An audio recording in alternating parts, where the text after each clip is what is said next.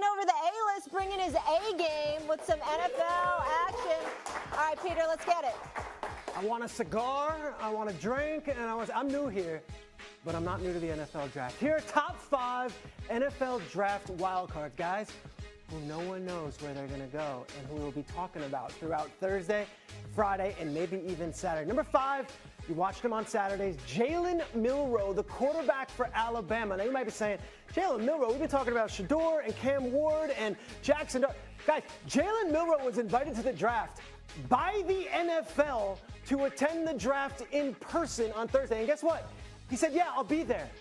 Jalen Milroe is not being mocked as a first-round quarterback anywhere, but someone knows something to invite him to sit in the green room and watch the draft. Milroe, of course, one of the most electric players, and I spoke to someone in an NFL front office and said, hey, look, you put this guy in a package his first year, and you let him run wild, but also let him learn an offense, he could be a first-round pick. Jalen Milroe, no one knows where he's going, but the NFL invited him to the draft. Worth noting. Number 4, a name you might not know, but you will. Harold Fannin. Who is Harold Fannin? He went to Bowling Green, and he led all of college football last year in receptions and 100 yards. Is he Travis Kelce? Probably not. But is he someone who gets open and can catch a ball? Yes. There are 2 other higher-rated tight ends, but I'm looking at Harold Fannin, who broke all sorts of records in the MAC, whether he can go in the first or second round. Number 3 is a fascinating one. His name is Tet McMillan. He went to Arizona, and he's likely the first wide receiver off the draft. But I have never, in all of my years talking about first-round prospects, had a more split decision on what this guy can be. Some GMs tell me, oh, he can go 4th overall. That could be the Patriots pick. He's the next Mike Evans. He's 6'4", he's amazing. And other ones are like, this guy took plays off. I don't know if he likes football. I don't know if he's got a passion. Fascinating that he's the top-ranked wide receiver on many boards, and yet we have no idea where he is going to go. He played volleyball. Someone said to me, he played volleyball. That's great. Another person said, he played volleyball. That's not great. I don't know what that means. Number 2, we're going to Ashton Genty, who is a stud running back. Where do you draft a running back? We know last year Saquon and Derrick Henry and even Bijan and Jahmyr Gibbs were like, you get the running back. If you can get the running back, you get them. And yet historically, we don't see running backs still valued the way they should be. Coming out of the draft, this guy might be the most talented prospect in this entire class. And yet I don't know whether he's a top 10 pick or if he slips because of his position. And number 1, I wouldn't be lying if I said this isn't the guy. We don't know. We don't. You're seeing 2 on this mock draft. You're seeing 3 on this one. You're seeing 6 on this one. You're seeing 9 on this one. 21 on this one. Molly, I have no idea where Shedeur Sanders is going, and we are 9 days from the NFL draft. I think he is the most fascinating quarterback prospect, and wait till you hear this one, since Johnny Manziel. In that everyone knows who he is, he's a household name, and he has a much different story than Johnny Manziel. But we don't know where he's going to go, and if he does slide, you better believe more and more and more people will be tuning into the NFL draft to see where exactly he goes. The most fascinating wild card in this entire class. That's my top 5. All right, I like it. RC, you're up first. What do you think? Yeah, I think it's a great list. Obviously, Shedeur Sanders at number 1 is what stands out, and I think he's perfect on that. I want to talk a little bit about T-Mac, the wide receiver from Arizona. Coming into this season, when you watched his film from last year, you thought to yourself, this guy is a surefire top 5 pick, a better wide receiver prospect than we saw Travis Hunter. But this year, there were plays taken off. The production was down. He didn't run great when he ran at his pro day. And so now there are all of these things that are making you think to yourself, okay, this guy can't go where we previously thought he was. But more fascinating at the quarterback position to me than even Shedeur Sanders is not where Jalen Milroe will go. It's who Jalen Milroe will become.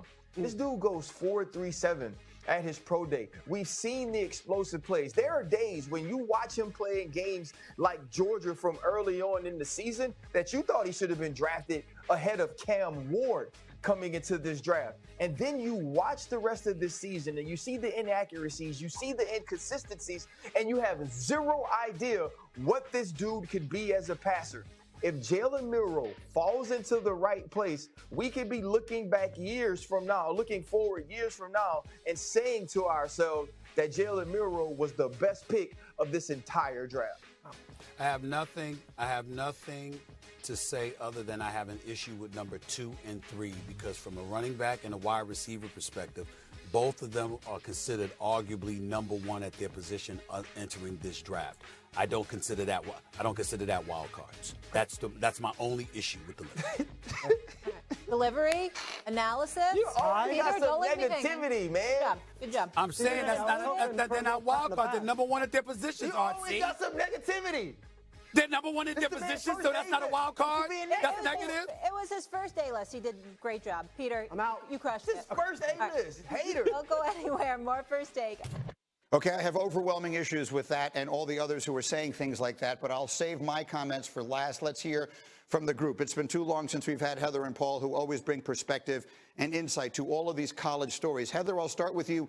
What is it that the people watching this who, again, didn't follow all the news over the weekend, what is it they need to know? Well, it starts with a failure of leadership over a decade ago. That's why college athletics is here at this point, Greeny. What has happened is that athletes every day in college football, every day, are asking their coaches for more money. It's just that nobody is talking about the freshman left tackle who's asking for $1.5 million. So when Chris Lowe reported that Iamaleava is asking for $4 million, he didn't show up at practice on Friday morning. Sources at Tennessee told me he lost the locker room. There was no going back at that point.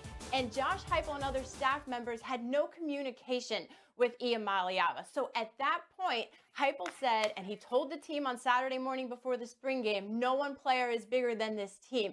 And Greeny, I talked to people outside of the SEC, athletic leaders who were so happy that Tennessee said that and handled it the way they did to hopefully send a message to other people, because what is different about Iamaleava's situation is that he was a no-show.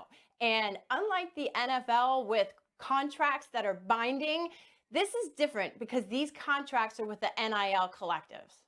Paul, what is your perspective? Again, this takes place sort of on your watch, if you will, in your neck of the woods down there in the SEC. What is your take on the whole thing?